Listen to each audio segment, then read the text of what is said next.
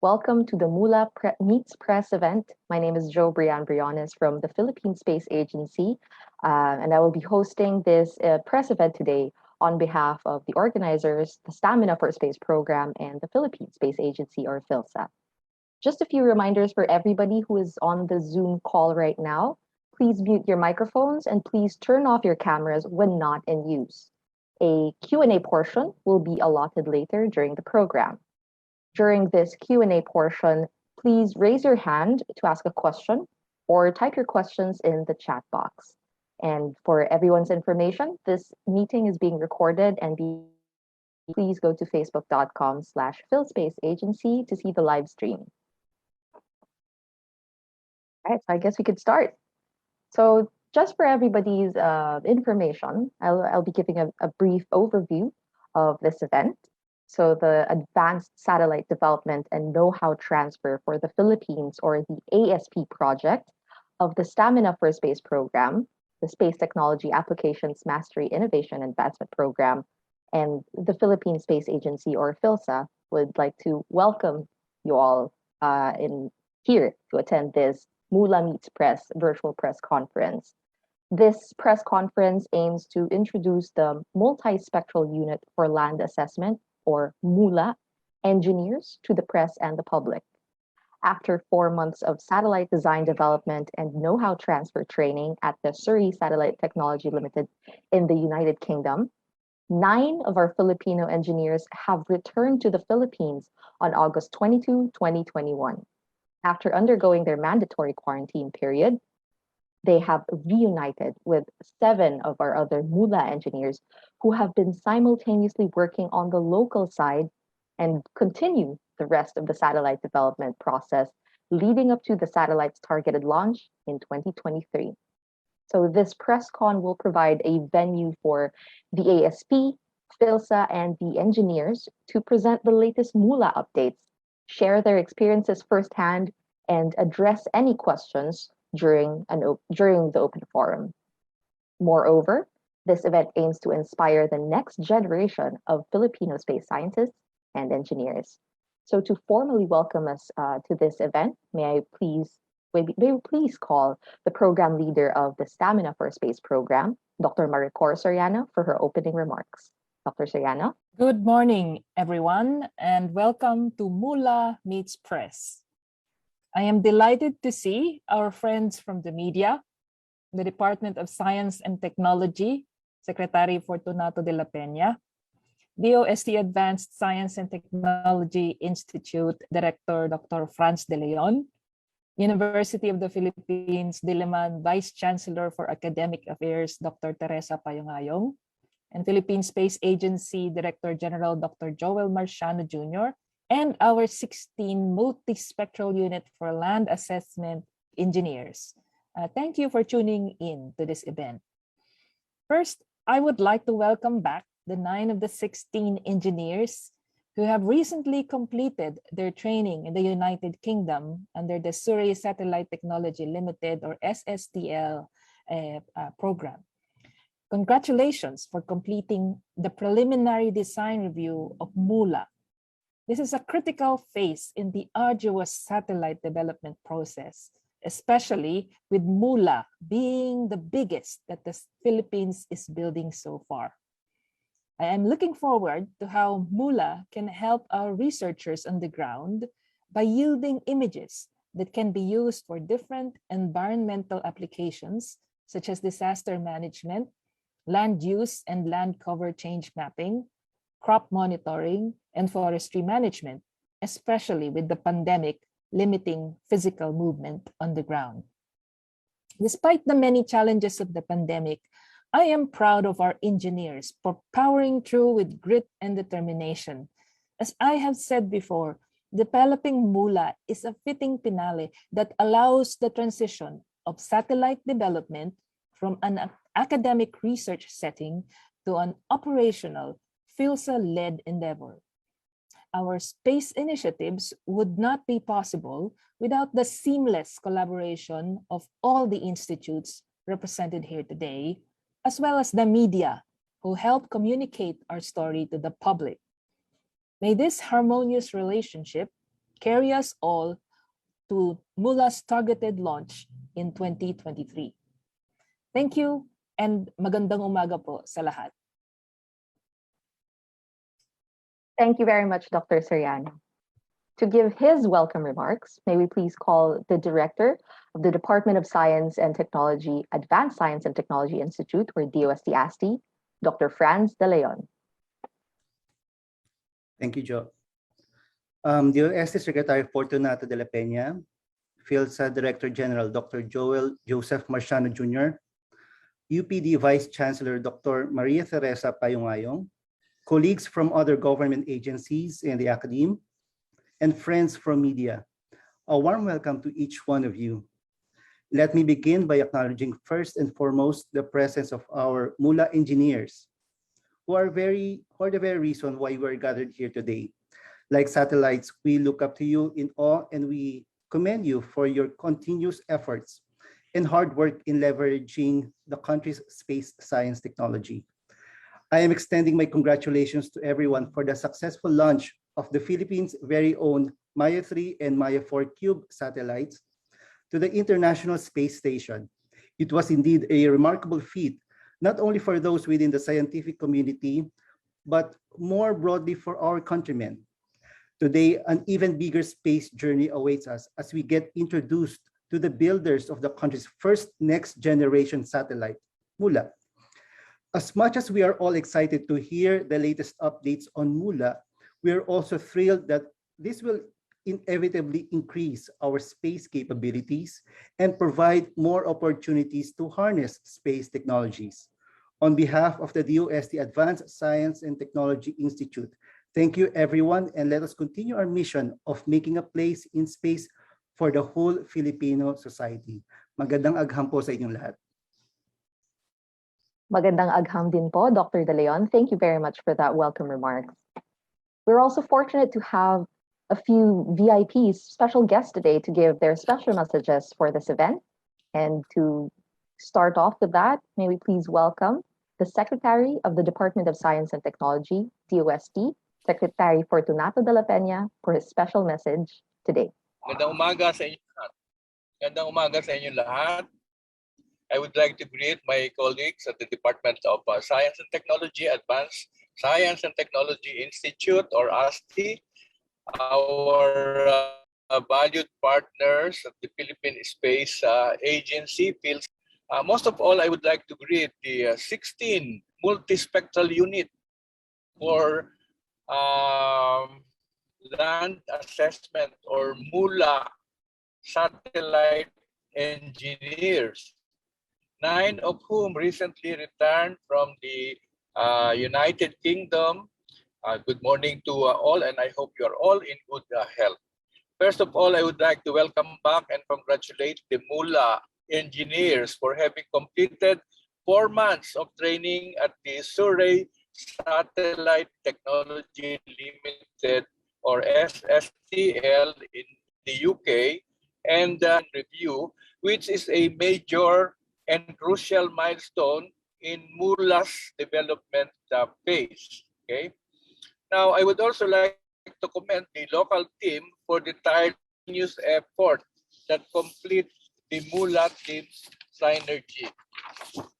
Built under the Advanced Satellite and Know-how Transfer of the Philippines, or AMP projects, under Stamina for Space, and in coordination with the Philippine Space Agency, MULA is part of DOST's priority agenda under the emerging technology sector of providing space technology applications to public services.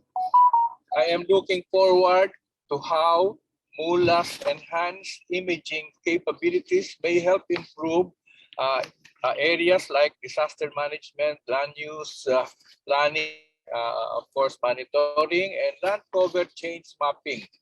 And then also in the area of agriculture, crop monitoring, and in the area of environment, natural resources, we have forestry management. MULA also holds great significance to the Department of Science and Technology because aside from being the biggest Philippine satellite being developed to date, this is the first satellite that DOST is doing in coordination with the Philippine Space Agency. I am confident in the PhilSA, which will be overseeing Mula's completion and expected launch by 2023, as well as its management and operation thereafter. Beyond the technology and the knowledge to be gained and already gained, it gives me great pride to witness firsthand how DOST's early space R&D activities have helped yield capable young Filipino scientists and engineers, such as the Mula engineers present here now. And of course, you have heard of our graduate students in the space engineering program also at the University of the Philippines under scholarship of DOST. Your dedication is an inspiration to all of us, and it will continue to inspire the next generation of space scientists and engineers. I really hope that this will all lead towards the big leap that we want to accomplish. We may have started late in the area of space technology development, but as other countries observe, we were catching up fast.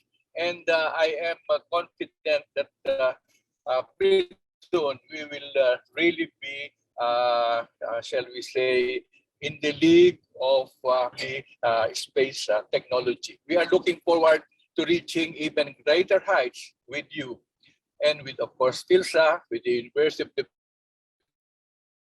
Philippines, Diliman, and the DOST Advanced Science and Technology. I would like to commend and express our appreciation for your so far your accomplishments, and hope that this will really lead towards the achievement of our goals. Maraming salamat muli at magandang umaga ulit. Magandang umaga at maraming salamat po, Secretary de la Peña. Thank you so much for taking the time to give us, especially the Mula engineers, your special message for this press event.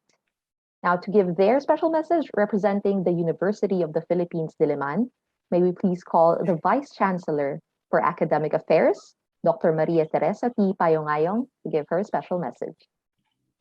DOST Secretary Fortunato de la Peña, PhilSA Director General Dr. Joel Joseph Marciano Jr., DOST-ASTI Director Franz De Leon, PhilSA Deputy Director General and ASP Stamina for Space Project Leader Dr. Gay Jean Perez, Mula Project Manager Engineer John Lur Labrador, our Mula engineers, friends from the media, and colleagues, a pleasant morning.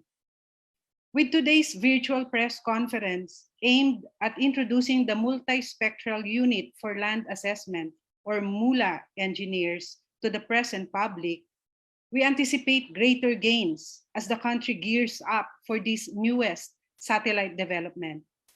It is not uncommon to spend years pouring time, resources, and skills of space scientists and engineers into research and development for the country's benefit.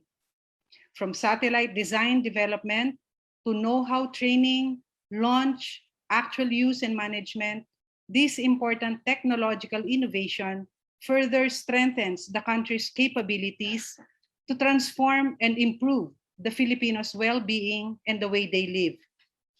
This is consistent with the vision of the University of the Philippines, Diliman, to serve as a modern research university with a public mission. In the words of Chancellor Fidel Nemenzo, this means bringing together the best minds in different disciplinary clusters to produce innovative and integrated solutions to development changes. On behalf of UP Diliman and Chancellor Nemenzo, we thank our colleagues in the Advanced Satellite Development and Know-how Transfer for the Philippines, or ASP, project of the Space Technology Applications Mastery, Innovation and Advancement, or Stamina for Space program, the Philippine Space Agency, or PhilSA, the Department of Science and Technology, Advanced Science and Technology Institute, or DOST-ASTI, and most especially our space scientists and engineers for this endeavor. We look forward to more research and development collaborations with you, and we hope this inspires our new generations of space scientists, and engineers to help in nation building and produce space science and engineering solutions for sustainable and inclusive development. Congratulations to our returning Mula engineers. Maraming salamat at muli, magandang umaga po sa lahat. Maraming salamat po and magandang umaga, Dr. Payong-Ayong. Thank you very much to the different officials from the different groups from the DOST and UP Diliman. So that we've seen their speeches, we've seen their remarks, just to remind us that this is truly a collaborative research initiative for space science and technology.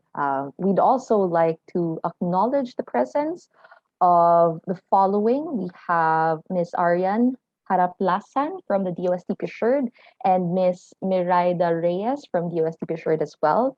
For the information of everyone, DOST Pictured is the monitoring agency of the Stamina for Space and is one of our constant collaborators in these sort of projects.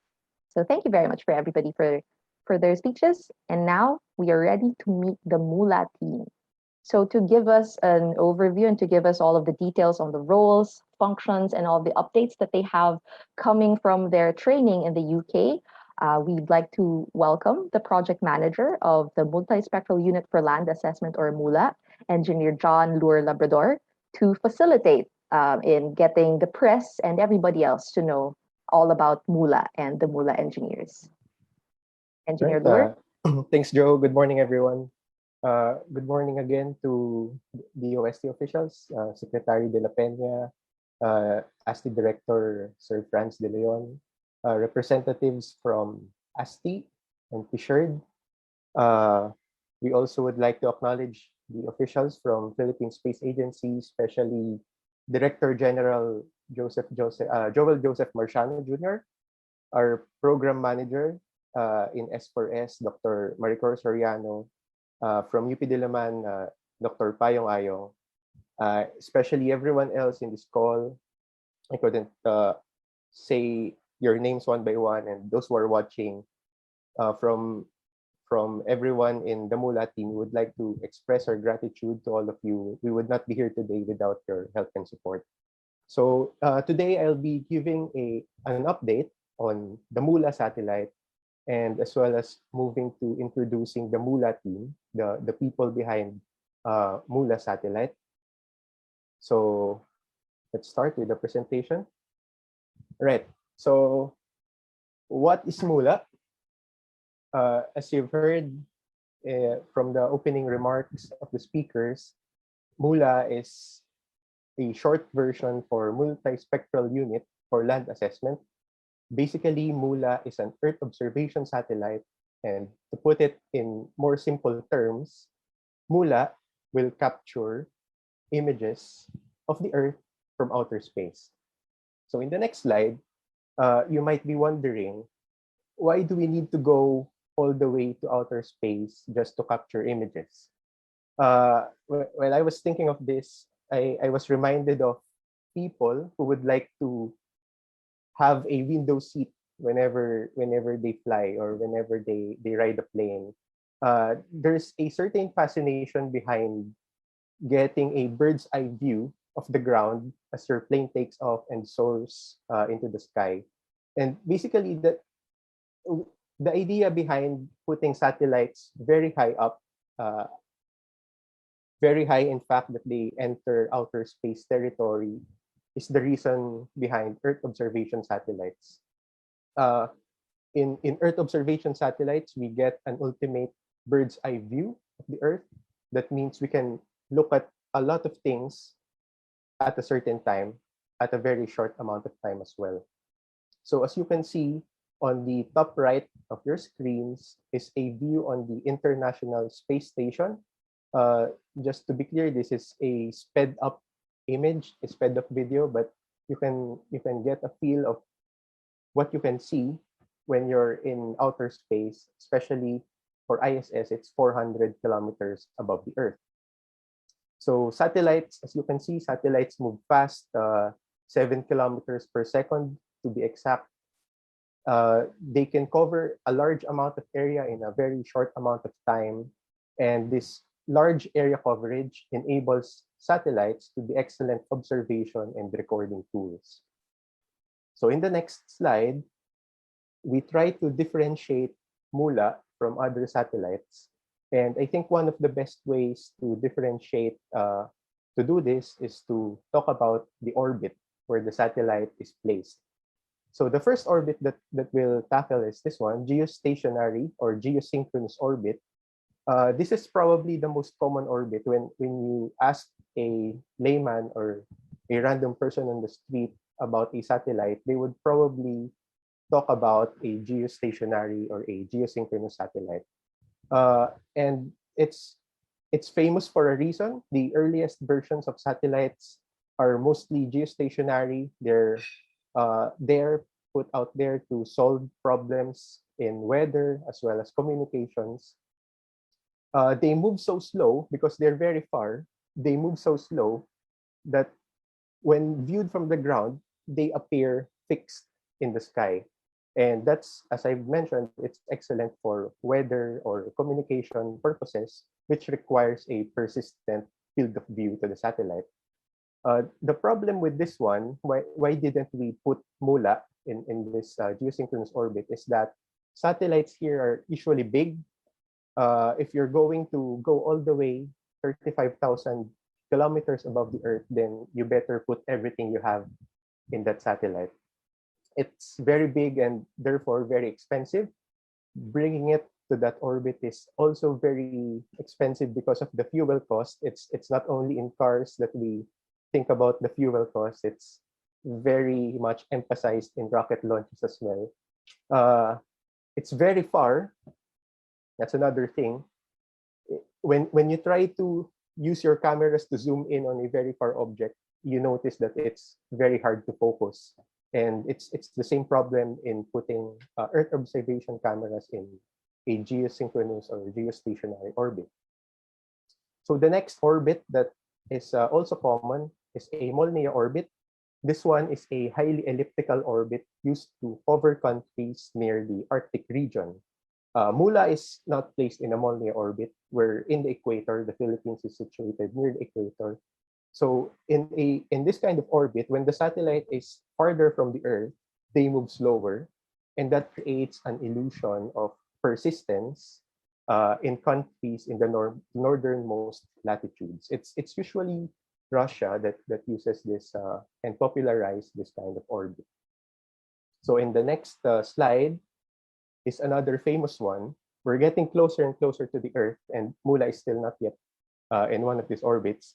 It's a medium Earth orbit. This orbit is famous for the GPS satellites. Most probably, Secretary de la Peña is using a navigational tool right now, Waze or Google Maps, and he's using 3 of the 31 GPS satellites currently in orbit in the medium Earth altitude. Finally, we arrive at the low Earth orbit. So this is where all of our previous satellites, Maya, Diwata 1, Diwata 2, are situated. And this is also where we will be placing Mula satellite, specifically at an altitude of 600 kilometers. So Mula will have a sun-synchronous orbit. So this means that it will pass by the Philippines at the same time every day. Specifically for Mula, we designed it to pass by the Philippines at 10:30 a.m. every day. That 10:30 a.m. Was selected because it's from our studies, it's when cloud cover is least apparent, and also the sunlight is high enough that we can see a lot of details on the ground. Putting a satellite in the low Earth orbit is ideal for relatively new space players because sending something here is relatively cheaper than sending something in the other orbits that I recently discussed. So why is it cheaper to send something here? First of all, there's a built-in, if I may say, built-in Earth magnetic field protection, wherein our electronics are still somewhat protected by Earth's magnetic field. Thereby, we don't need to buy very expensive electronics equipment just to ensure that our satellite will function for the intended lifetime. Low Earth orbit also, most of it is self-cleaning. If you've heard of, it's one of the issues recently with regards to space technology is the problem of space junk. So one of the natural solutions here is to put a satellite in very near Earth orbit, such as a low Earth orbit, and then it will naturally come down and decay and burn up in the atmosphere. It's similar to what happened in our very first microsatellite, Diwata 1.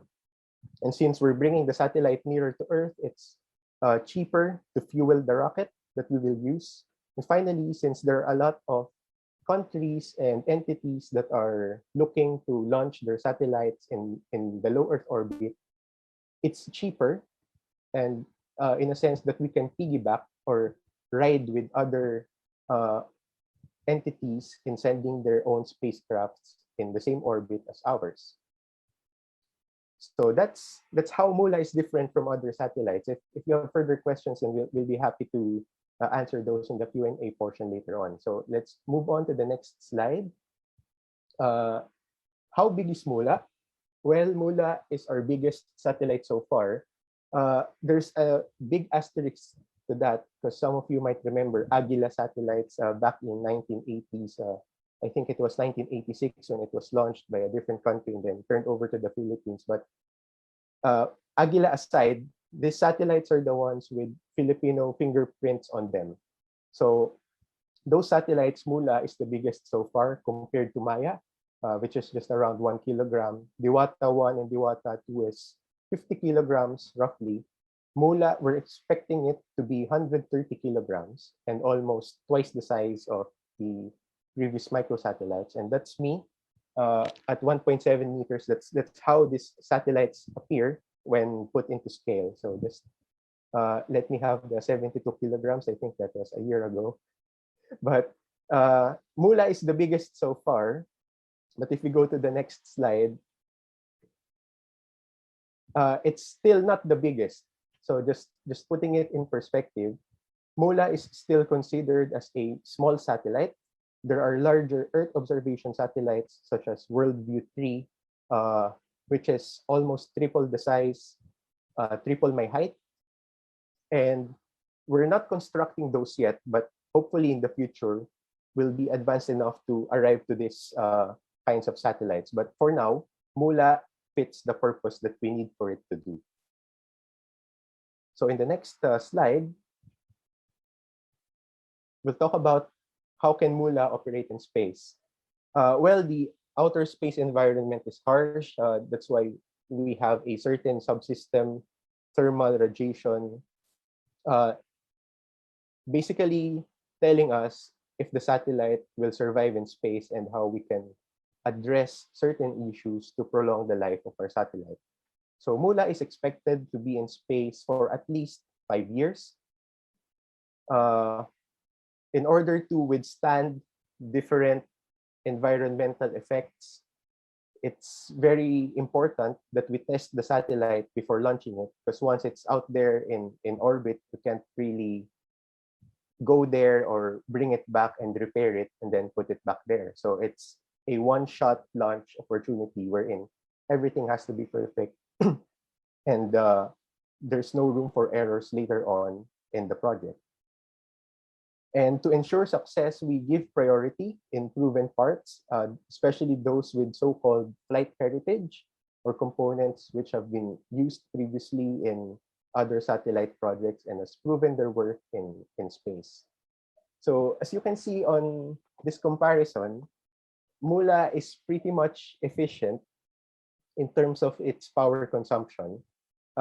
It's compared with something that you can probably see right now when if you're in your households, an LED bulb is 10 watts, 42-inch LED TV is 60 watts, gaming laptop is 160 watts, tower fan 60 watts. Mula sits on the higher end of this comparison at 150 watts when fully operational. That means when Mula is capturing images, when it's sending down data via the radio link, Mula is consuming 150 watts of power. it's probably not a coincidence that Mula's power consumption is very close to a gaming laptop, since we may refer to Mula also as a computer in space. So in the next slide, given all of this, what can Mula do for us? First of all, there are a lot of benefits that Mula can give from the images that it can produce, but we're going to highlight specifically three instances or three use cases. So first of all, Mula can look at crops over time and give insights such as how much can be harvested. It's a very important question. It might seem straightforward, but it's a difficult one to answer since it includes forecasts and you need a lot of data at a certain time over an extended period to predict how much crops you can harvest. And once you get an answer for this one, hopefully we can make better decisions. For example, if we're going to have a lot of yield from the crops, then we can start thinking about the storage. Where will we store those crops? How can we sell it efficiently, distribute it in an efficient manner so that none will be wasted? On the other hand, if we don't have a lot of crops, then we can start thinking about importing or increasing production of other crops as well. Another question that agricultural images can answer is, where is it best to plant the crops? This is something that we can compound on the local knowledge of the farmers. We're actually doing the dirty work, but hopefully given the satellite image information that we can gather, we can aim to improve their yield over time. So another use case of Mula in the next slide is that Mula can record the evolution of infrastructures and public spaces to give information, such as in the first case, it can give information on the effect of disasters over an area of concern. As you can see on the image on the left is an image of a flooding that occurred in Enrile, Cagayan Valley after Typhoon Lawi back in 2016. It's an image captured by Diwata 1. And from the top image, we can perform post-processing to highlight the flood areas and come up with an image such that, like that in the bottom left. So this information can be used to mark areas prone to flooding, and on the flip side, mark areas that are safe from flooding as well. This can also be helpful in information when we are trying to decide where to construct critical infrastructures in that certain area. So this is something that Mula can help in the decision-making process of. So in the next slide, Mula can also assess the environmental effects of industrial activities, such as the 3-year comparison on the image on the left side. On the top is an image of Antipolo Rizal. It's a quarrying site taken last 2016 of March 2016. And 3 years later, Diwata 2 was able to capture the same area, and you can see the difference in the state of the quarrying area. So this kinds of information can be forwarded to respective authorities who are handling this matter directly, so they can decide if the pace of the activities is too fast or just right. And these kinds of images can also be an important tool when we are creating predictions about the effects of such activities in the future. So for example, if you remember, one of the news cycles in the past was there was increased flooding in Marikina area, and from early studies, they found a link between increased flooding in Marikina and the quarrying activities in Antipolo area, wherein not much trees are left to absorb the floodwaters, which eventually drain down to the Marikina district. So lastly, in this use case, we can also monitor the status and progress of infrastructure projects in remote locations. This is something that's already being done by Project DIME, spearheaded by DBM and DOST. One such project observed through satellite imagery is the construction of a gravel access road in Taytay Airport, Palawan. This project shows a significant completion from being a dirt road 8 months earlier into being a gravel road leading to the airport after the project. So if you can imagine, satellite imagery can help in monitoring the status of big ticket projects, especially their conformance to the agreed upon contract, especially if these infrastructure projects are located in very remote locations wherein consistent travel to that area is not practical or it's not even possible. So in the next slide, Mula can also help national security through increased situational awareness through the following. First is by detection of maritime vessels within the satellite range, and as well as detection of aircrafts within the satellite range. So in the detection of maritime vessels, we can utilize Mula's capability to image, specifically, for example, West Philippine Sea. This is in addition to Mula's capability to detect maritime vessels in that area. So on the top left, you can see an image taken over the West Philippine Sea just months earlier, showing a presence of foreign entities on that area.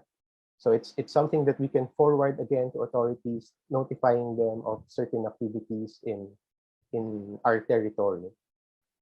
We can also detect aircrafts within the satellite range, as I've mentioned.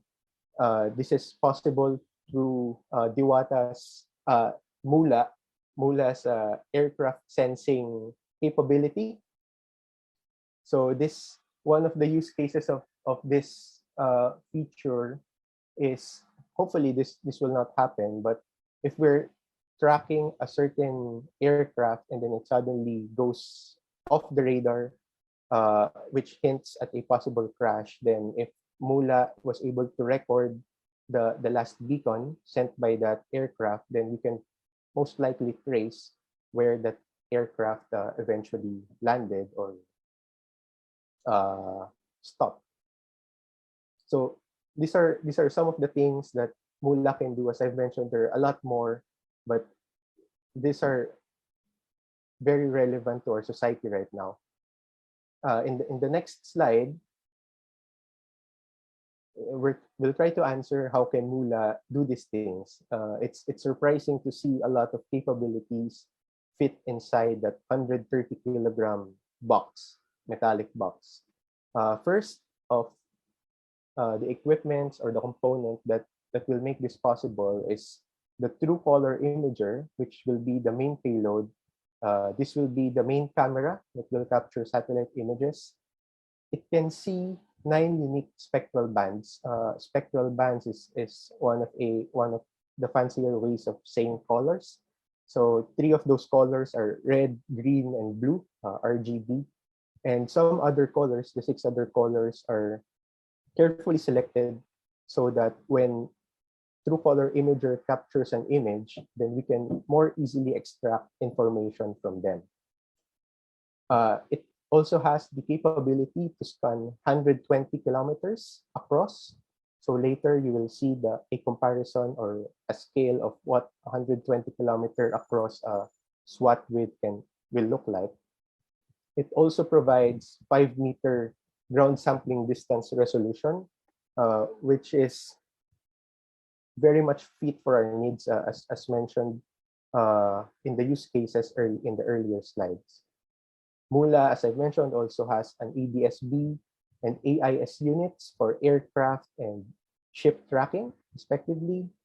And one of the most important features of Mula is that it will be capable of simultaneous capture and download of data. This is the closest to live image of the Philippines that we can have at 10:30 in the morning. So it will pass over the Philippines, cover the entire area in under 5 minutes. We can gather almost real-time information on on what's happening on the ground.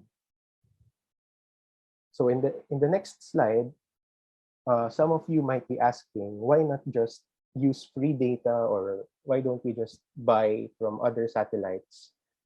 Yes, there's available satellite imagery for free.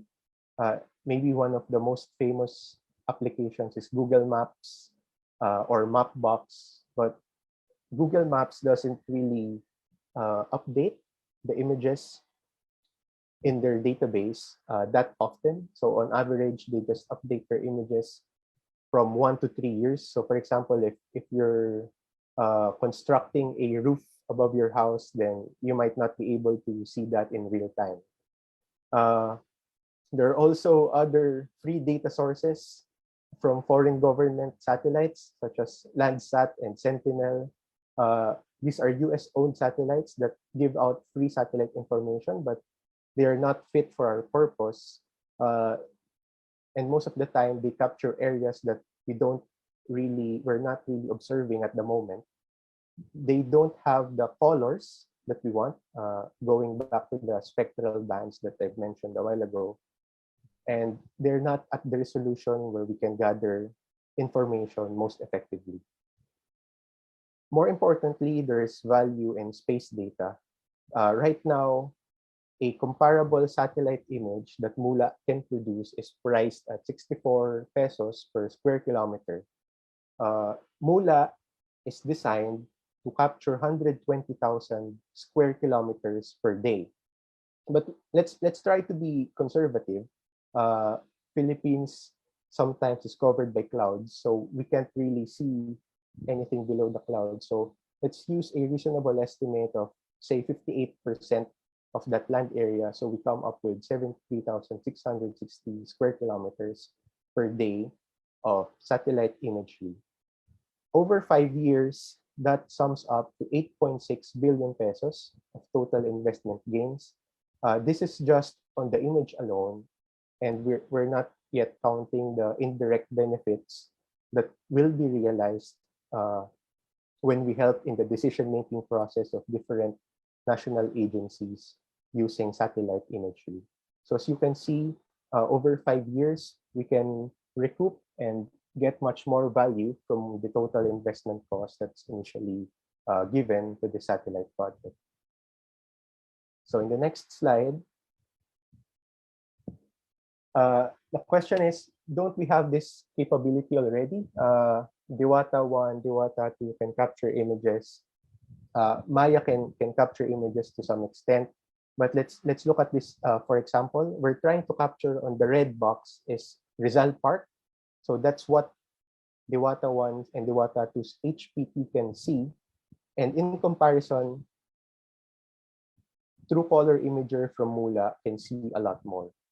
And that's considering the fact that the image quality is retained, but this time using Mula's True Color Imager, we can observe 40 times the area, at least in the comparable width of an image, compared to our previous satellites.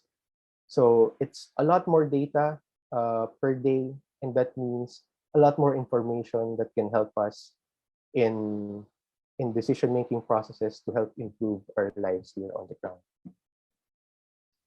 So on the next slide, what has been done so far? This is, you can see below, is a timeline of the overall project. I would just like to note that the phase 1 of the project is fully funded until the PDR stage. As you can see, there are still a lot of milestones remaining. So this is something that PhilSA will handle. PhilSA officials right now are doing their best to seek funding for the timely continuation of the satellite project. But just going back, last December 2020, we officially kicked off the project. This was attended by representatives from UP Diliman, S4S project, PhilSA, and DOST. This is where SSTL and the ASP Mula project discussed the baseline technical design and contract for phase 1 of this Mula satellite project. It's also where we introduced Filipino engineers that will undergo training at SSTL UK. So after the kickoff, we proceeded to the qualification status review. This is the first major milestone of a satellite project. And in this review, we presented components that will be used for Mula and which has satellite heritage. So this increased confidence in our Mula design, and it brings us closer to achieving a 5-year lifetime at least and capturing a lot of data as I've discussed earlier. This is also when we awarded 42 Philippine representatives with satellite technology training course certificates. This is an extensive and comprehensive satellite system design course conducted by SSTL and in partnership with the University of Surrey. QSR is also when we deployed the 9 Filipino engineers to SSTL UK to start their hands-on training. So after the QSR, we then moved on to the final milestone of phase 1, which is the preliminary design review held last August 2021. So this is where we presented a detailed design of each subsystem that showed conformance to the satellite mission. This is also when we wrapped up the consultation for infantry facilities, wherein we consulted with SSTL on various aspects of satellite operation and supporting infrastructure that we currently have in the country in the hopes of localizing, eventually, building of future Mula satellites here in the Philippines. This is also where we concluded the phase 1 hands-on training of the Filipino engineers in the UK. As you can see their image on the upper right, that's us with our mentors in front of SSTL building. And this is also when we unveiled the rendered model of what Mula will eventually look like. So what's up next? There are a lot of things in store for us in phase 2 in the next slide. So again, it will begin in phase 2 kickoff. 4 months after that, we freeze the satellite design as we enter the critical design review. And after 3 months of the CDR, we evaluate if the satellite is indeed ready to be built in the integration readiness review. If Mula passes that review, then 4 months after that, we can check if it's ready to be tested. We need to do all the tests possible before sending it to outer space, since we can't, as I mentioned, we can't repair it once it's out there. After 6 months, we check if the satellite is fit to fly. In the background, we're negotiating with different launch agencies, rocket providing companies that can bring our satellite in the low Earth orbit. And if once we finalize a deal with such company, then it's time for launch 21 months after phase 2 kickoff. And after 3 months in space, we don't proceed immediately to operation. We perform a lot of calibration activities, making sure that the satellite is fine-tuned to operate until such time that we conduct 3 months after the launch an in-orbit commissioning review, which will be the final milestone before the satellite will finally be turned over to the Philippines and have our full control over it. So that's what's up ahead. Exciting times indeed. I'm hoping everyone will continue supporting the team. And speaking of the team, I think I've talked long enough, and now it's time to introduce the ladies and gentlemen behind the Mula project. Julie, are you here? Yes, hello. All right. Hello, everyone. I am Julie Ann Manato, the systems engineer of Formula. In a nutshell, I ensure that the satellite meets all system requirements and will work as expected when it's already in orbit. This entails the creation of the concept of operations and mission analysis to plan ahead on how the satellite will be used on a daily basis. Then ensuring that the technical specifications will meet the uses of the spacecraft. As a background, I got my PhD in aerospace engineering from Tohoku University in Japan, where I also was one of the engineers who built DOST-2. And then outside of work, I enjoy reading. And then one of my favorite book series is The Wheel of Time by Robert Jordan. And I'm very excited that it is finally getting a TV series adaptation, which will be released within the year. I believe it will be the next big thing. So if you haven't heard about it yet, then you heard it from me first, and go check it out. That's all from me. Thanks. Hello, everybody. Good morning. I am Edgar Paulo Villan, and I am the Mula Mechanical Analysis Engineer. So what I do is basically manage and analyze the satellite design and ensure that the components and the structure will survive the harsh launch environment. So I must make sure that Mula will still survive the violent or chaotic environments inside the rocket when it is launched, and then it will and make sure that it survives while it is orbiting in space. So my background is I graduated BS Mechanical Engineering in UP Diliman, and I went on to have my Master's of Science in Aerospace Engineering in Tohoku University, Japan. So a little trivia is that I actually worked with our project manager, Engineer Lure Labrador, and our systems engineer, Dr. Julie Ann Manatao, with the DOST-2 microsatellite.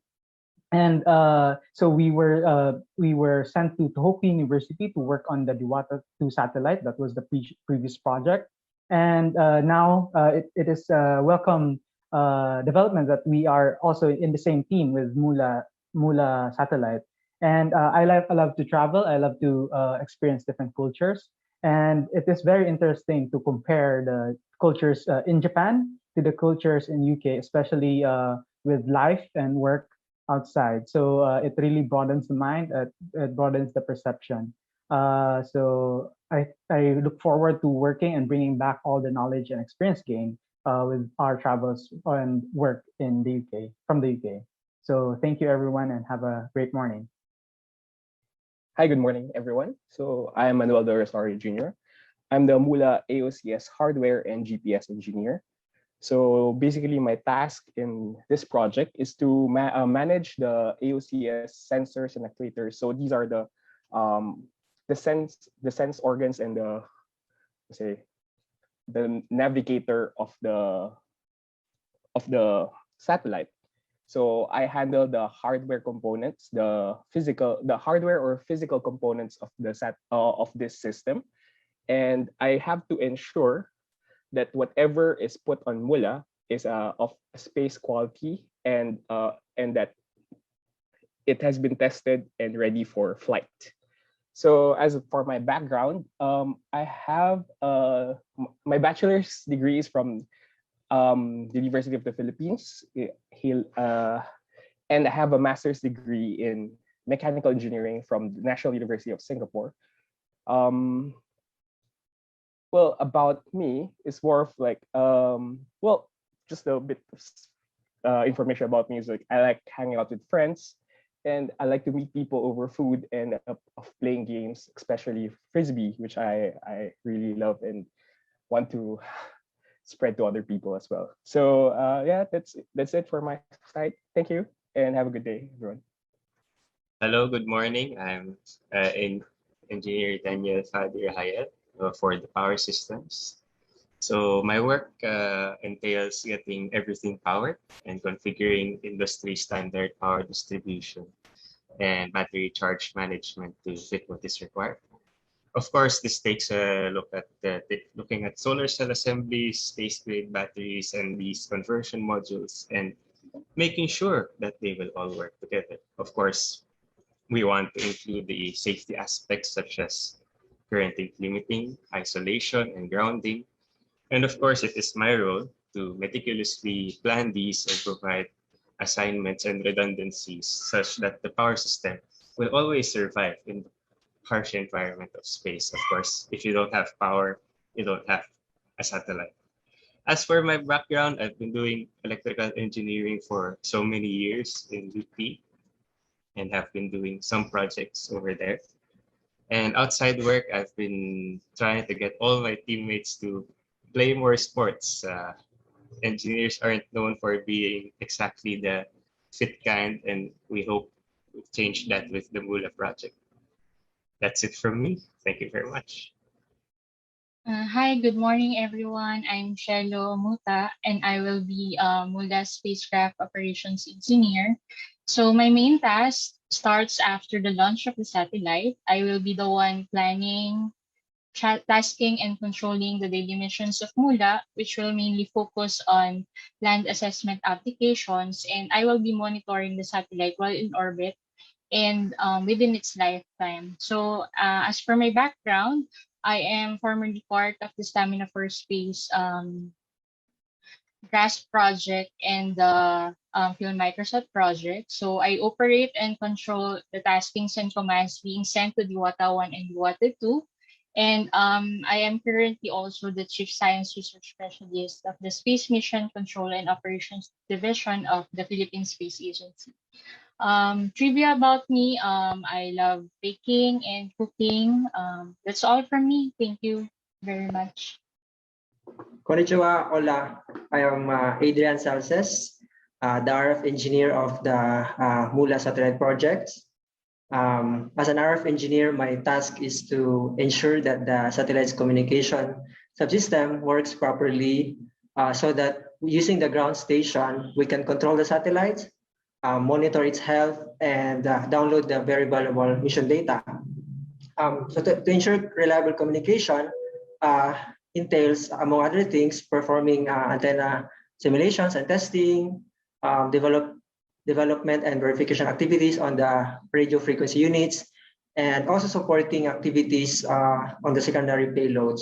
As a background, I studied communication engineering at UP Diliman. And then in 2016, I studied space engineering in Kyushu Institute of Technology in Japan, where I was simultaneously part of the BIRDS-2 project, which designed, built, and operated Maya 1, which is a 1U CubeSat.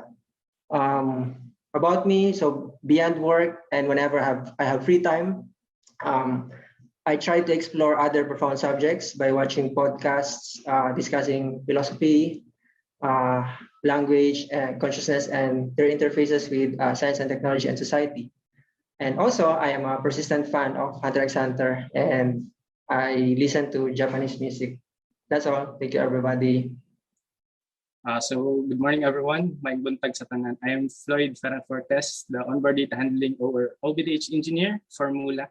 So the key responsibilities of the OBDH engineer is first to ensure reliable data transfer from the satellite's payload or the camera to the satellite's onboard memory until it is being downloaded or downlinked to the ground station.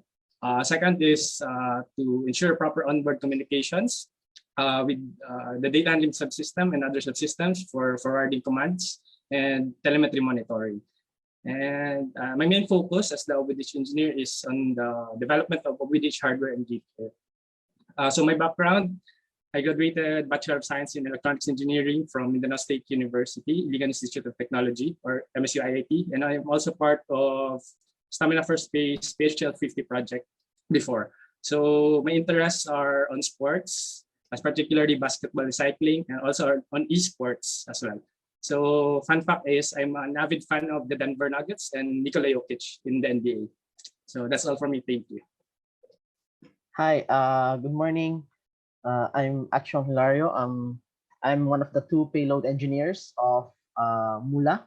So my focus more on the optical system of Mula. So essentially, as a payload engineer, my task is to ensure that the mission, as presented by Lure earlier, essentially is being performed by Mula. In terms of background, so I am actually a homegrown PhD of UP Diliman, from undergrad all the way up to the PhD. I'm actually a certified nerd.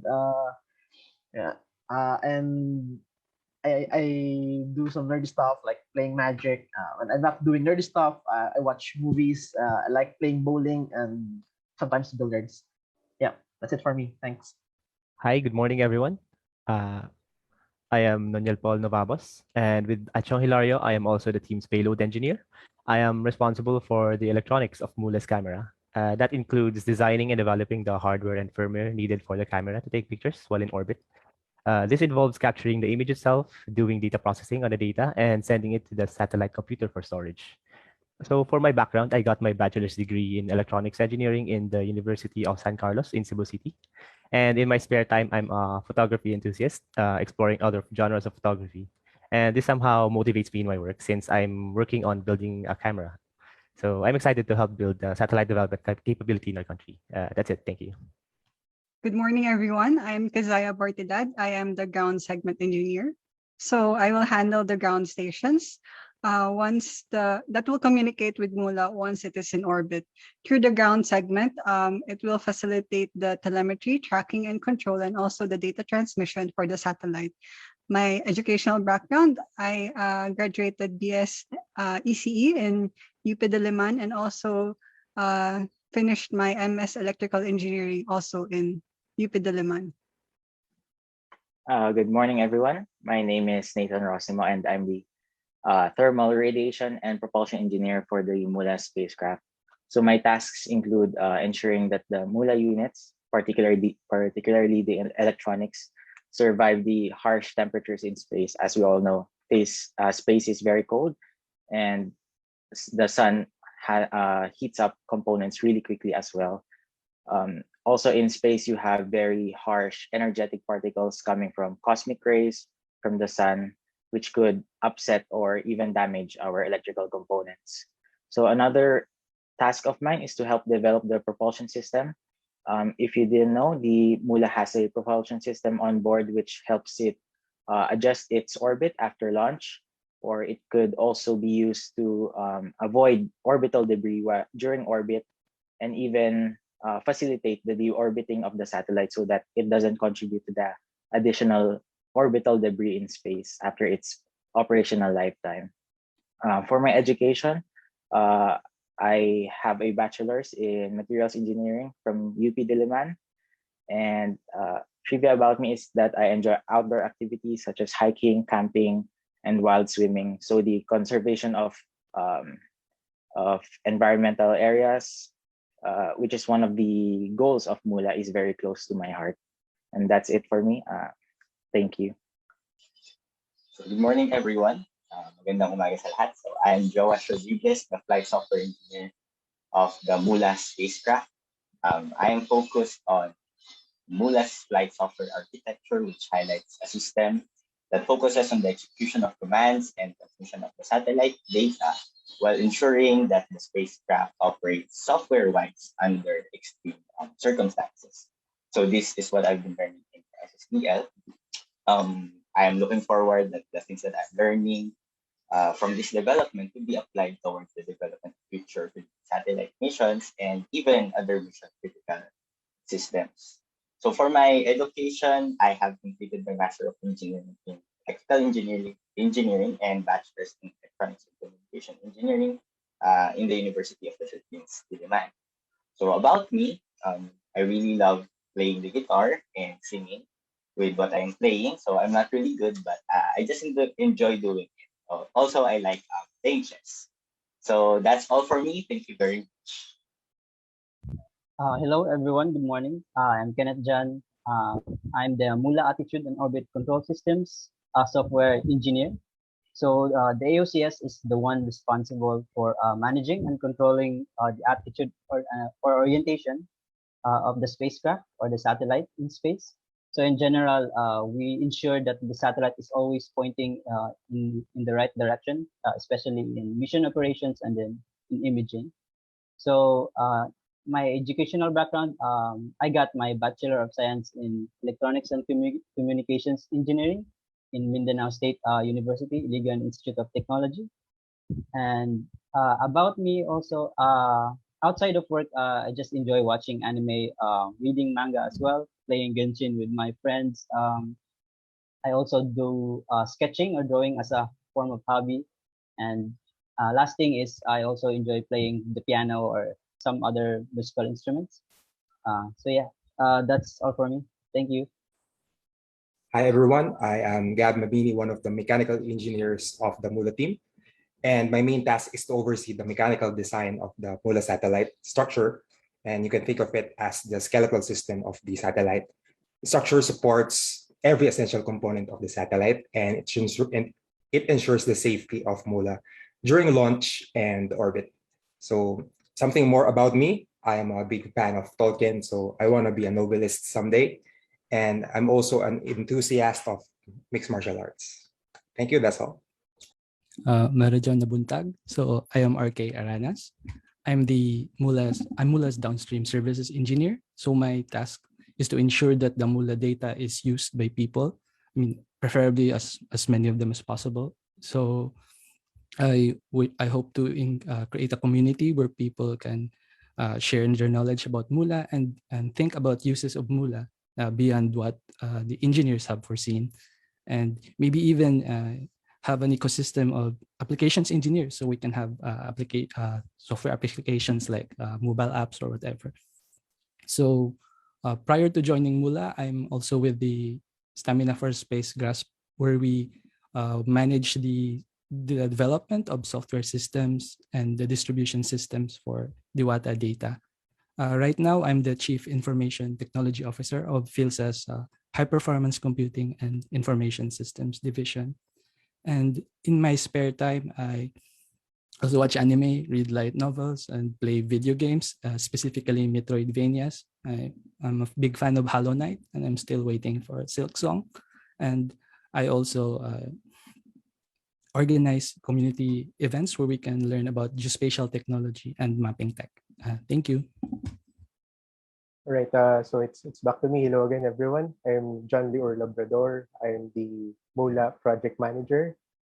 Basically, my task is to ensure overall project management and make sure that the project runs on the agreed upon timeline, the agreed upon budget, and the agreed upon quality. Another major task of mine is to provide moral support to the engineers that introduced themselves earlier. My background is I have a Master's of Science in Aerospace Engineering from Tohoku University. I went there after finishing my BS ECE degree in UP Diliman. So I've been working in satellite development way back in 2015 since Diwata 1.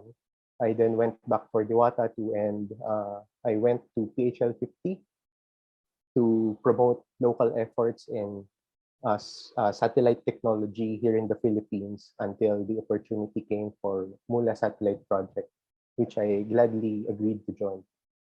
About me, I really love playing basketball, but nasa level 4 pa rin ata, or formerly ECQ or MECQ.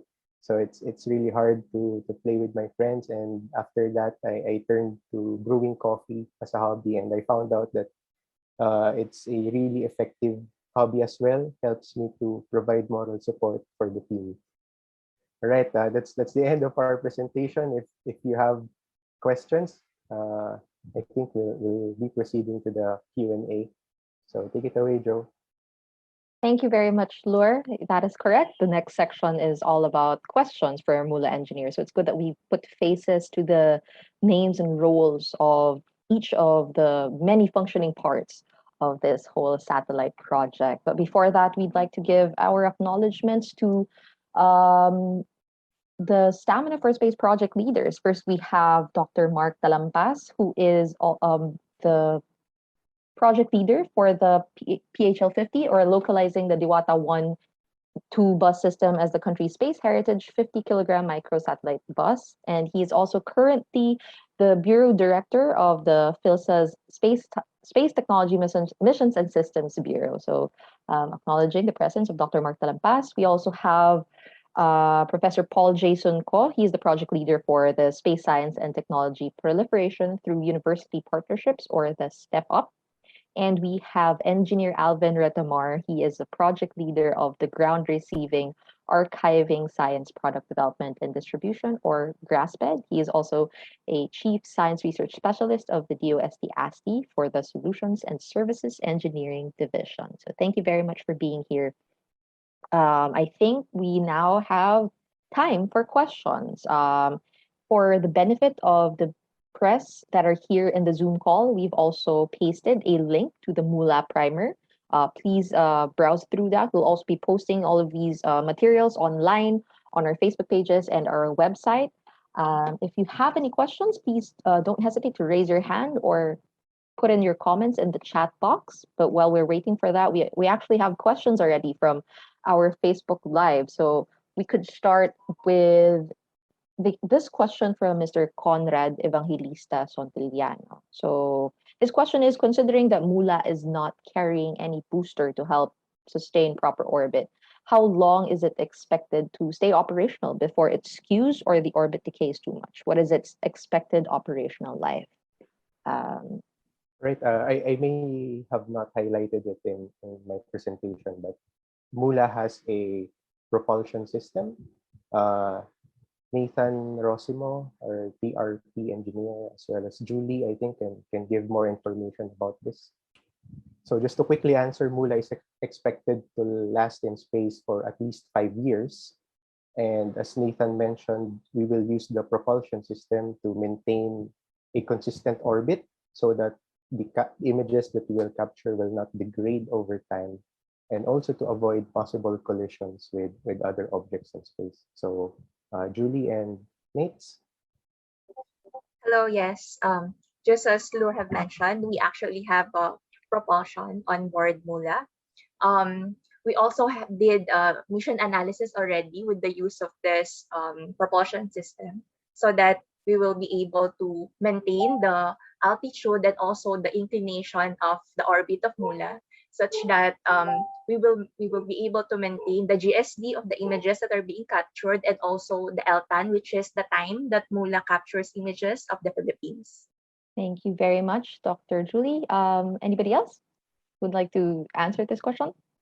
Okay, I hope Mr. Sontiliano is satisfied with that answer, and I think this is something that everybody else also learned today. We have another question from Mr. Ronaldo. That's his Facebook name. Can Mula also monitor maritime environmental conditions? Quickly answering that, the answer is yes. One of the, or a lot of the colors that Mula can see is suitable for coastal monitoring as well. So it's something that Mula is capable of. Thank you very much for that answer.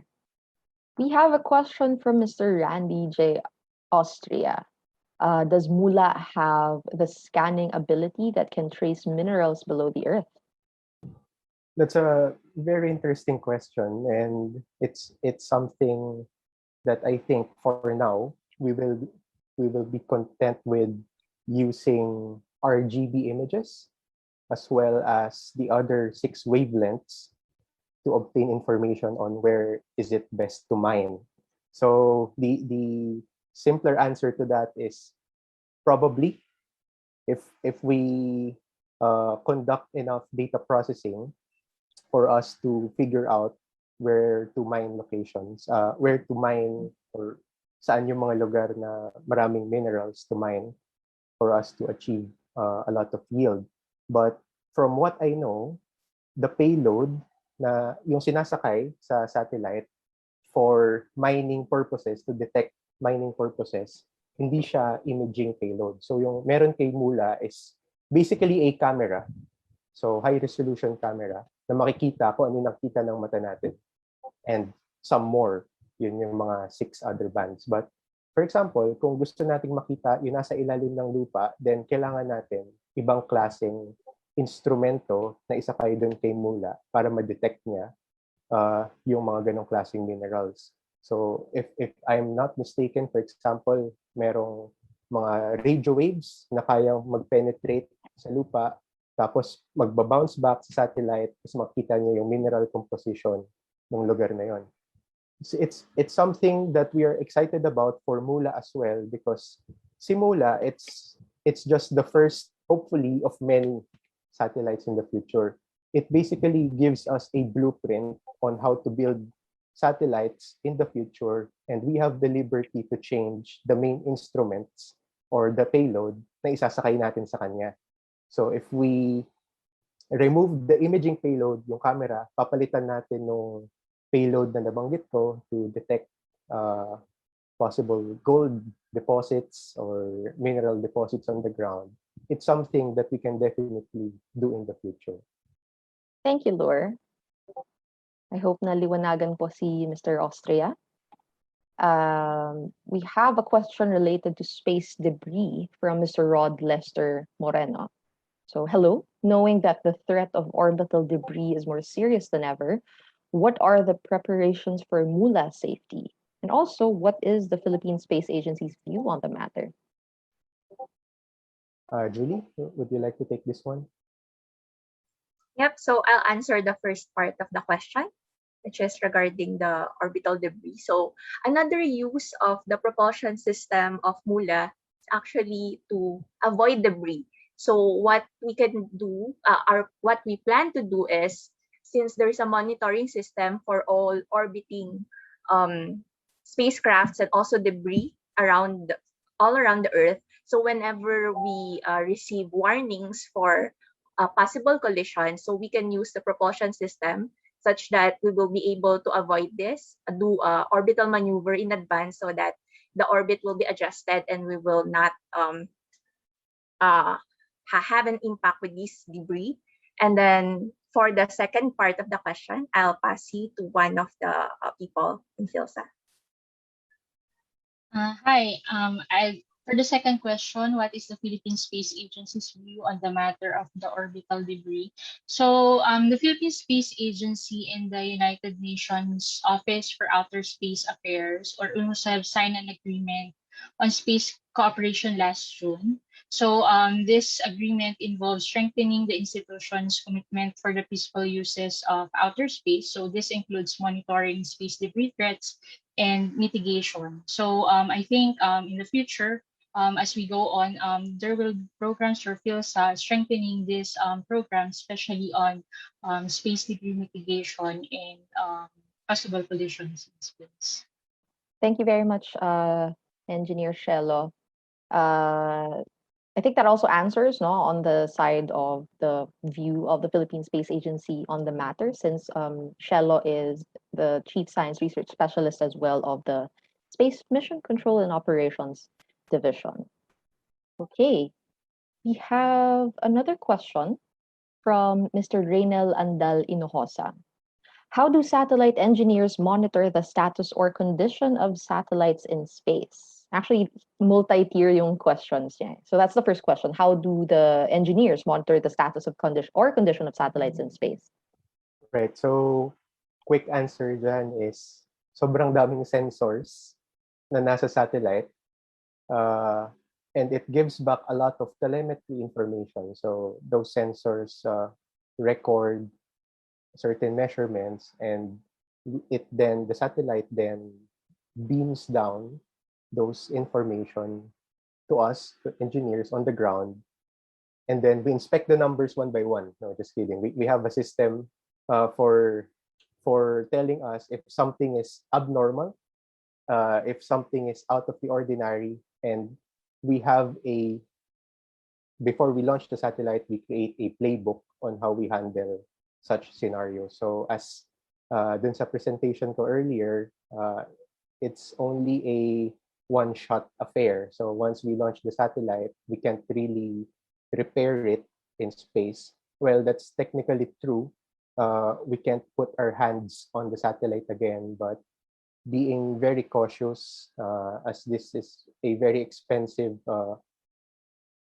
tool, we also put certain safety measures for us. Kung may ma-detect tayo na anomalies, then we can, to some extent, fix the satellites in orbit. Sorry, I was on mute. So this is a monitoring system that's also embedded in the satellite itself? Yes. It's in the satellite itself. So we put various sensors like temperature sensor is there, attitude sensor is there. Attitude is something that can be related to the satellite's orientation. So for example, we want it to point over Rizal Park, then we would like to detect the satellite's attitude and make sure that it's really pointing to Rizal Park. So those kinds of sensors and a lot more are in a satellite, enabling us to determine its health remotely. All right, thank you for that, Engineer Lure. We have a question here from Mr. Rainier Allen Ronda of PhilStar for the benefit of everyone. This is, he asked if Mula is capable of AIS, and this was already answered in the chat by Adrian Salces. Yes, Mula has an AIS payload which can detect presence of ships in the Philippine territory. This payload will detect the presence of ships opportunistically, which means that it's able to do so whenever the Mula satellite passes over the Philippines. We have a question here as well from the Manila Times from Ms. Catherine Cruz. Once launched by 2023, how will the gathered information and captured images be used or integrated so that they could be useful and helpful for Filipinos in our everyday life? What are the partner agencies that would use this information gathered by Mula?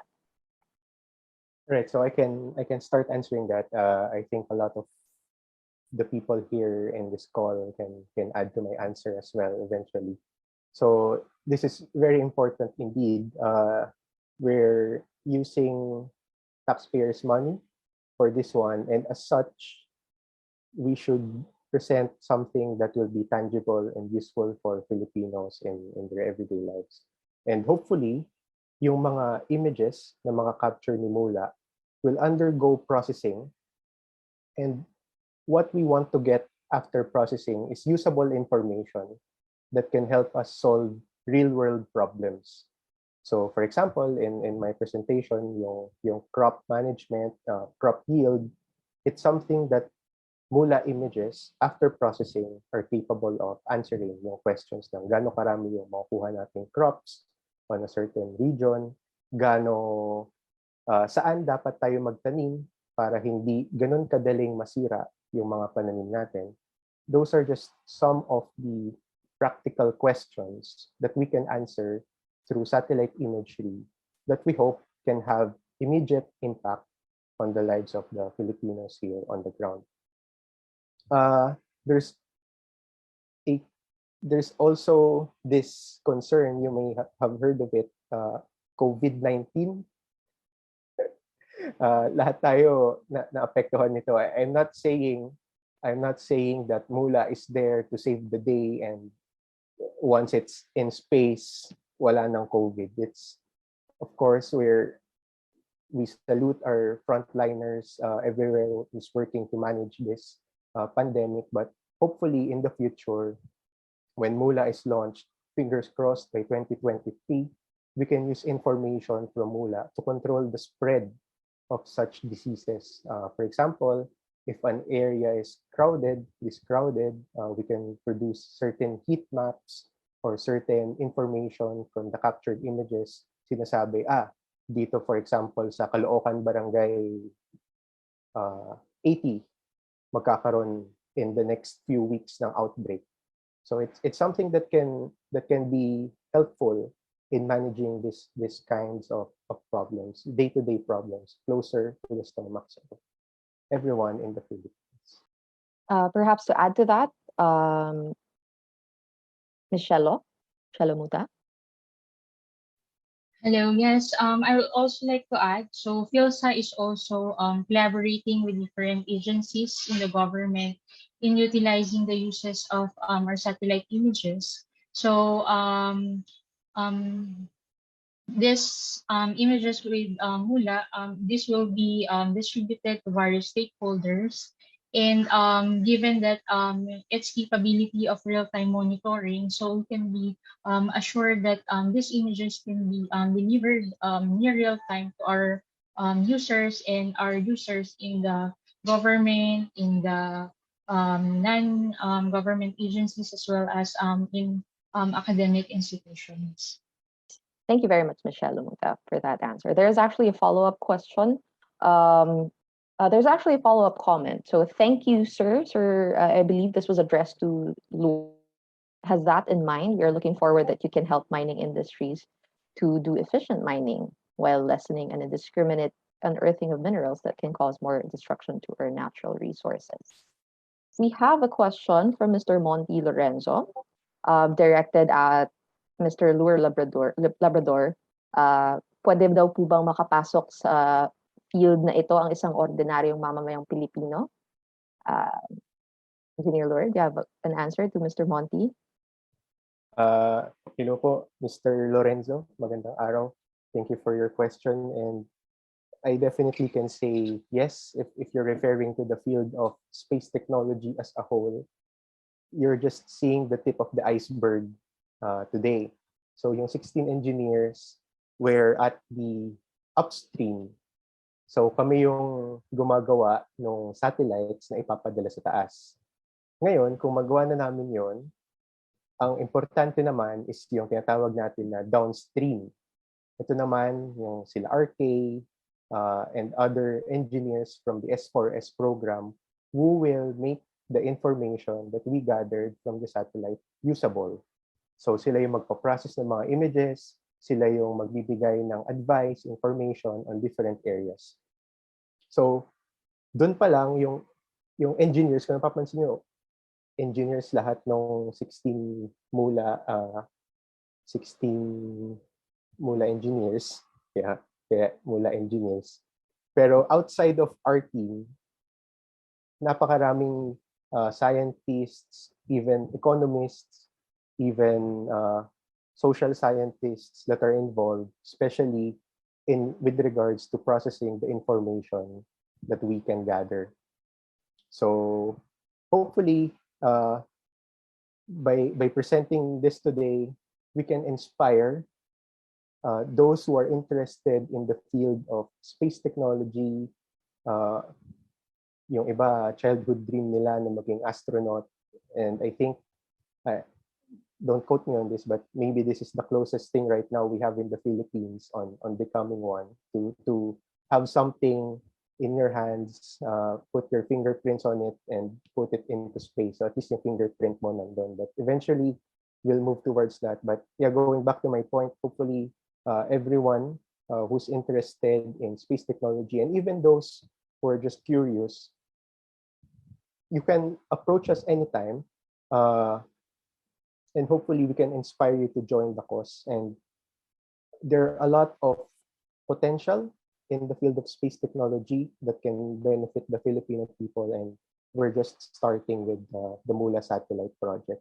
Thank you very much for that answer, Engineer Lure. We could have two last quick questions from our audience on Facebook. From Zachioko, that's their Facebook name. Thank you for this informative press. Will Mula be able to cover 100% of the Philippines landmass, and will it carry on board an amateur radio repeater? I think Julie can give a very comprehensive answer to that one. Hi, yes. So the short answer is yes. It will be able to cover the whole Philippine landmass, but it will take time since the SWAT width of Mula is just 120 kilometers and the width of the Philippines is a little bit bigger than that. From the mission analysis, since we haven't finalized the orbit of Mula yet, but we're looking at from 590 to 600 kilometers at the moment. So using these parameters, covering the whole Philippine landmass will take approximately from 30 days to around 3 months. So that will be finalized once the orbit of Mula is also final already after launch. And then for the amateur radio repeater, right now, there's no plans to have an amateur radio repeater on board Mula. Thank you very much, Dr. Julie Ann. Last question is from, I'm having a difficult time reading his name, but the question is, does the payload of Mula, is it able to determine or detect seawater temperature? Yeah, I think I can answer on behalf of everyone. The short answer is no. The bands for for Mula is only up to near infrared, and to be able to detect sea surface temperature, you will have to go to span up to infrared, which requires a different type of sensor other than the current imaging sensors na meron si Mula. So yeah. Thank you very much, Dr. Atchong Hilario. He is the payload engineer for the Mula satellite. I guess that ends our Q&A session. So before we end the program, we'd like to welcome the Director General of the Philippine Space Agency, Dr. Joel Joseph Marciano Jr., to give his closing remarks. First of all, to Secretary Fortunato Boy de la Peña, the Department of Science and Technology, Dr. Teresa Payongayong, Vice Chancellor for Academic Affairs of University of Philippines, Diliman, Dr. Franz de Leon, the Director of the Advanced Science and Technology Institute of the Department of Science and Technology, as well as other colleagues in ASTI, led by Engineer Alvin Retamar, to Dr. Mark Palampas, our newly appointed Director of the Space Technology Missions and Systems Bureau of the Philippine Space Agency, and formerly Program Leader of Stamina for Space, to Dr. Maricor Jing Soriano, current Program Leader of Stamina for Space, also other project leaders, including Assistant Professor Paul Jason Ko of the Step Up team. I also wish to acknowledge efforts and contribution of Dr. Gay Jane Perez, Deputy Director General of the PhilSA, and the project leader of the Advanced Satellite Development and Know-how Transfer, or AST project, under the Stamina for Space program, who unfortunately could not join us today, to John Lure Labrador, the project manager of Multispectral Unit for Land Assessment for Mula, and the other engineers in the Mula team, some of whom I'm proud to say were my students in engineering classes in UP. It's good to see you guys. My colleagues in PhilSA from the DOST-ASTI, PSHIRD, other government agencies, all the viewers in Facebook Live and elsewhere, other guests, and especially members of the media. Magandang umaga po sa inyong lahat. Now, I would like to thank everyone for coming together for this event where we celebrate innovation, fortitude, and optimism at a time when many Filipinos need encouragement. This Mula Meets Press introduces Mula's technology features and what these are capable of doing in line with our aspirations in space and in support of our country's socioeconomic growth and development.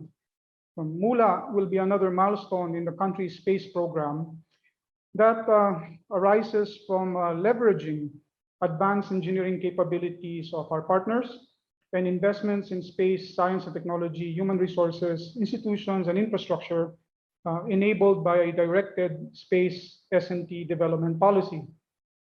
It is my hope that what you hear today from our Mula team sparks inspiration from these among aspiring engineers, that hard work and focus make the complex task of building a satellite possible. The development of Mula will continue to break barriers for our country in terms of reaching new levels of industrial, scientific, and engineering achievement. We all know it is not easy, yet much progress is achieved when we try to do difficult things. The multidisciplinary team that you met today is backed by a cohesive support system, the DOST, the University of the Philippines, DOST-ASTI, and PhilSA. We're bound by a common purpose of developing a robust space ecosystem that brings the benefits of space science and technology applications to Filipinos. I would like to thank them for their sacrifice, being away from their families while they were embarking on the Mula development in the midst of the pandemic, no less, and the leadership and staff of the Stamina for Space program for keeping everyone's eyes on the goal and on the ultimate prize. The Mula satellite, and through our trained scientists and engineers, sets us up for more locally sourced and generated innovation in two main fronts. Number one, the hardware and software components of satellites. Number two, on the ability to control the quality of data and solutions and adapting them for our own country's requirements. So those who master and control such upstream technologies gain a strategic advantage. Obtaining know-how in satellites and cascading them to local design and manufacturing services will help put us on a path of building stronger industries in aerospace, semiconductor, electronics, mechanical, and materials, for example. These enhance our country's global market position and competitiveness. Investing in space science, technology, and applications can help create more high-value skills and jobs, which are useful across a wide range of modern industries. So at its core, these space-grade systems and components that you heard about today are essentially high-reliability products. And the capabilities in designing, prototyping, producing, and testing such products can be applied across many industries and applications in automotive, medical, geothermal, mining, deep water, offshore exploration, military applications, etc. So a Philippine industry that can build more complex, i.e. difficult products is poised to capture and offer higher value and retention for the country. I will use this analogy again. If satellite data is like water, then the satellites constitute the pipes and the plumbing. Seldom do we care about the pipes and the plumbing so long as we get the water flowing into our homes. However, one who knows the pipes and its intricacies can and will have the ability to determine the flow, the volume, the quality of the water. So other countries with the capability to build satellites will determine what our country can get, what we will be allowed to use, and what we can get for our money. So despite freely available data from other sources, similarly situated developing nations, to name a few, Indonesia, Vietnam, Thailand, Myanmar, Nigeria, and South Africa, are embarking on satellite development programs. In these countries, reasons such as national scientific self-confidence and control are cited as compelling reasons. The development of skilled manpower is also a direct internal benefit and positive spillover of satellite building activities. So by engaging in both the upstream and downstream of space development, we can instantiate a virtuous cycle that enables us to build and sustain endogenous space S&T capacity that we aim to bring to bear for local, industrial, and socioeconomic growth. So that is our commitment. Finally, let me emphasize that while today's spotlight may have been directed towards the Mula satellite, its features and its value, what we also really wish to impart and leave everyone with today as a takeaway is the capability that we are building for our country. With Mula, we are not acquiring nor buying a satellite. We are building it. Let me say that again. We are building it. By doing so, the spotlight is on the abilities, the know-how, the retention of such capabilities and their application as embodied by the engineers that are here today, which you met and heard from, as well as the other scientists, researchers, administrators, and personnel that are behind the scenes. So with the support of partners in government, academe, industry, media, of course, here and abroad, we continue to take the necessary steps in promoting a robust Philippine space ecosystem that adds and creates value in space for and from Filipinos and for the world, and towards a Filipino nation bridged, uplifted, and empowered through the peaceful uses of outer space. Magandang umaga po at mabuhay. Mabuhay at magandang umaga po, Dr. Joel Marciano Jr. I think we could have a quick photo op before we adjourn. So I'd like to request the CEs and all of the speakers for today to please turn on their cameras so that we could have a quick photo opportunity. Okay, thank you very much.